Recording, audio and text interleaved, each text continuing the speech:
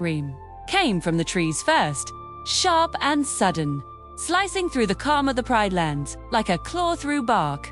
Birds exploded into the sky, herds stumbled in panic, and somewhere deep in the shadows, laughter echoed low and cruel. Kion's ears snapped forward as his heart tightened, because he knew that sound. It wasn't fear, it wasn't pain, it was enjoyment. Ahmed, and only one enemy enjoyed chaos that much. Makucha had returned. Not sneaking, not hiding, not testing the borders like before. This time, he wanted to be seen. He wanted the Pride Lands to feel small, fragile, unprotected. The Leopard King moved like a living shadow through the trees, his followers spreading fear faster than claws ever could. Waterholes were blocked, patrol routes were ambushed, and warnings were left carved into trunks with deep, mocking slashes. This wasn't a raid. It was a statement. Kion stood on Pride Rock, staring at the damaged plains below, his jaw clenched so tightly it hurt. "He's not attacking us directly," he said slowly. "He's breaking confidence." Foolie's tail flicked sharply. "He's baiting us." Bunga cracked his knuckles, trying to sound brave. "Good. I've been waiting to punch that smile off his face." Besht didn't laugh. "Makucha doesn't fight fair," he rumbled. "He fights smart." Ono circled above them, eyes narrowed. "And he's learned from every loss. That makes him dangerous." The Lion Guard moved out immediately, but Makucha stayed just out of reach, always one step ahead, always watching. "Tie me." Every time they responded to a threat, another appeared elsewhere. The Pride Lands began to feel too big, too exposed. Animals started avoiding open ground. Whispers replaced confidence. Fear settled in like a sickness. Makucha watched it all from the canopy, his grin widening. "The Pride Lands," he purred to his followers, "only stand because they believe they are protected.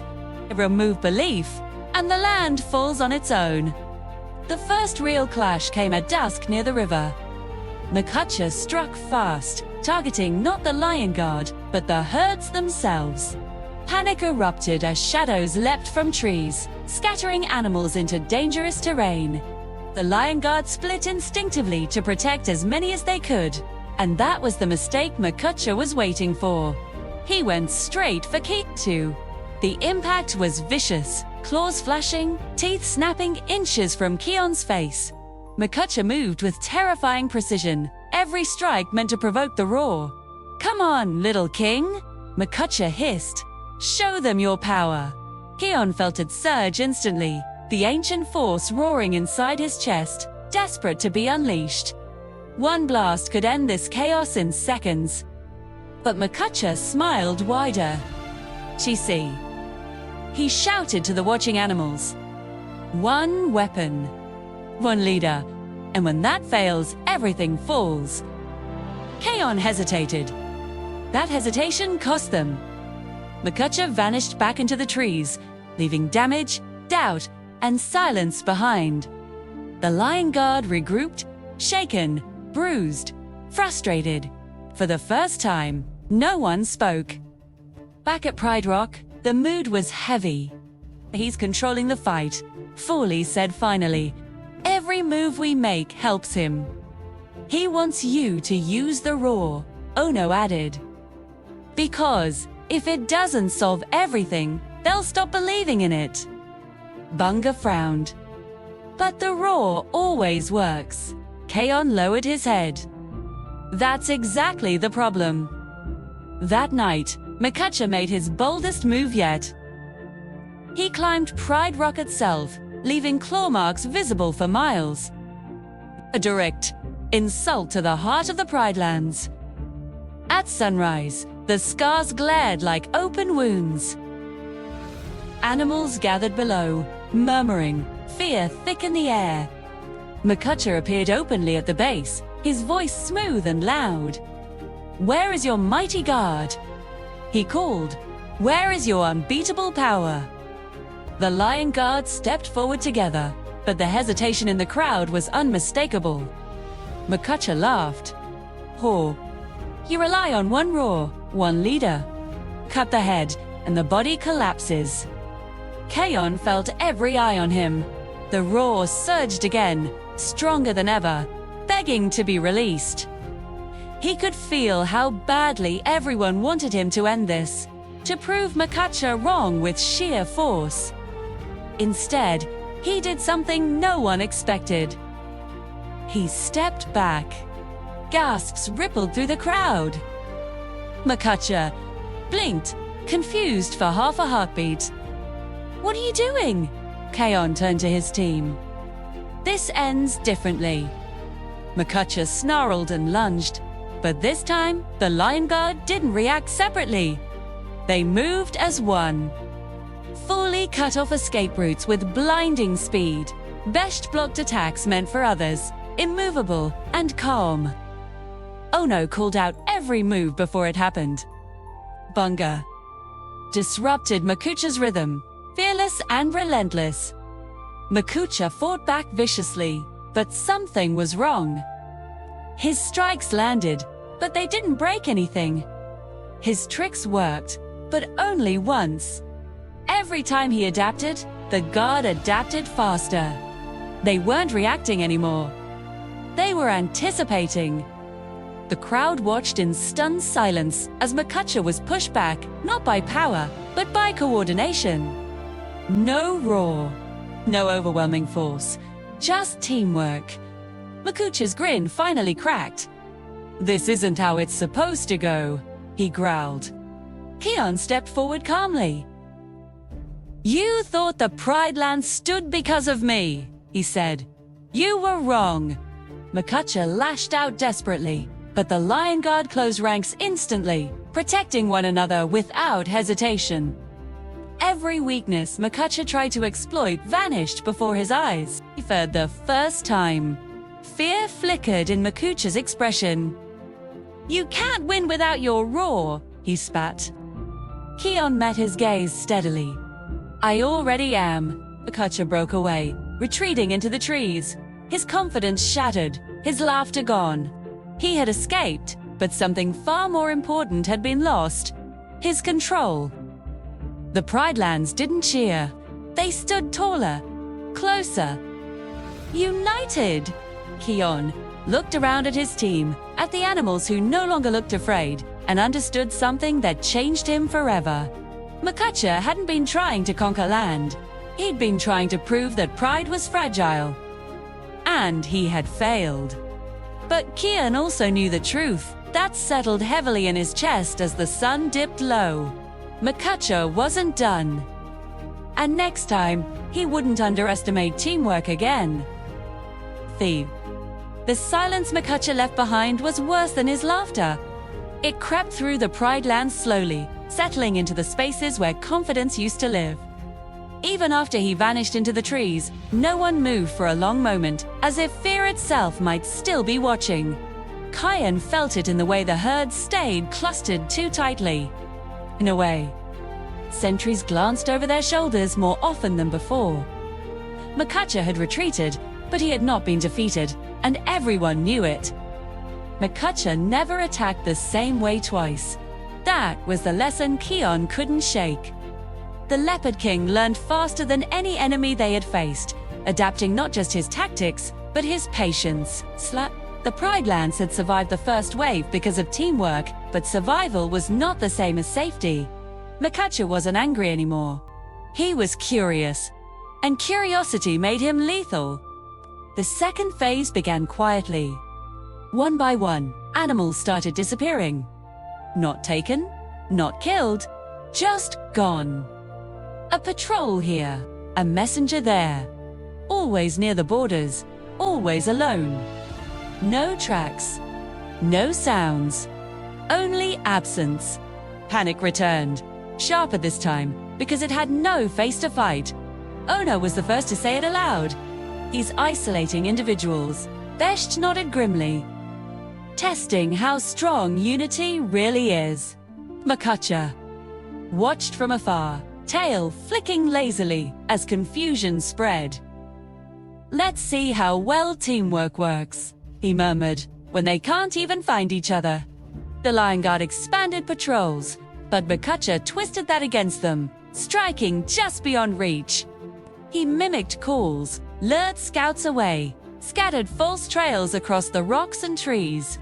Every move was designed to stretch trust thin, to make animals hesitate before relying on one another. Kion felt the weight of leadership heavier than ever. Each missing animal felt like a failure pressing against his chest. The roar stirred again, restless, sensing danger, offering a faster solution. But Kion refused to listen. He knew Makucha wanted him desperate. The trap finally snapped at night. A distress call echoed through the gorge, unmistakably Bunga's voice. Kion reacted instantly, heart racing, signaling the guard to move. They've reached the gorge in seconds, only to find silence and empty shadows. Then the ground gave way. Makucha's followers erupted from every direction, separating the Lion Guard with precision. Vines dropped, rocks shifted, paths collapsed. For the first time since the battle began, the Lion Guard was truly divided. Makucha emerged last, eyes gleaming, said teamwork only works when the team is together, he purred. Kion lunged, but Makucha was already gone, leaving chaos behind. Each member fought alone. Fully raced through narrow paths, dodging strikes she couldn't outrun forever. Best shielded trapped animals, absorbing blow after blow. Ono struggled through the dark, calling warnings no one could hear. Bunga fought fiercely, but isolation wore him down fast. And Kion stood alone at the center, realizing the horrifying truth. Makucha had learned how to break unity without fighting it. The roar surged violently, begging to be unleashed. One blast could reunite them instantly, scatter the attackers, end the nightmare. Kion felt his resolve cracking under the pressure of responsibility. If he waited too long, someone could get hurt. If he used the roar, Makucha would win a different way. Makucha's voice drifted through the darkness. Choose, little king. Power or pride? Kion closed his eyes and listened. Not to the roar, but to the rhythm of his team. He remembered how they moved, how they trusted signals, patterns, instincts built over countless battles. Teamwork wasn't just being together, it was knowing each other. He let out a sharp, controlled call instead of a roar. A signal only they would recognize. Across the gorge, Fuli heard it and changed direction instantly. Ono adjusted his flight path, shouting coordinates. Besh shifted his stance, opening a path instead of holding ground. Bunga laughed, reckless and loud, drawing attention where it was needed. Makucha's plan faltered. His followers hesitated, confused as isolated targets began moving with purpose again. Paths that should have stayed separated suddenly connected. Attacks missed by inches as timing collapsed. Makucha snarled, leaping toward Kion in fury. "You're still relying on each other." As Kion said calmly. "Phew, because that's what you'll never control." They clashed hard, claws scraping, stone eyes locked. Makucha fought with precision, but something was wrong. His attacks no longer landed cleanly. Every move met resistance from somewhere unexpected. A distraction, a warning, a block. The Lion Guard reformed around Kion. Not perfectly, not effortlessly, but together. Makucha growled low, backing away. He had forced division. He had exploited fear. And still, they stood. "This isn't over," he hissed, retreating into the darkness once more. He vanished again, but this time, his confidence was gone. The Pride Lands exhaled slowly as the Lion Guard regrouped, bruised, exhausted, but standing. Animals emerged from hiding, eyes wide with awe. They hadn't seen overwhelming power. They had seen connections survive isolation. Kion looked at his team, understanding something new. Teamwork wasn't just their strength. It was Makucha's weakness. And now that he knew it, the next battle wouldn't be about defending pride. It would be about ending the fear for good.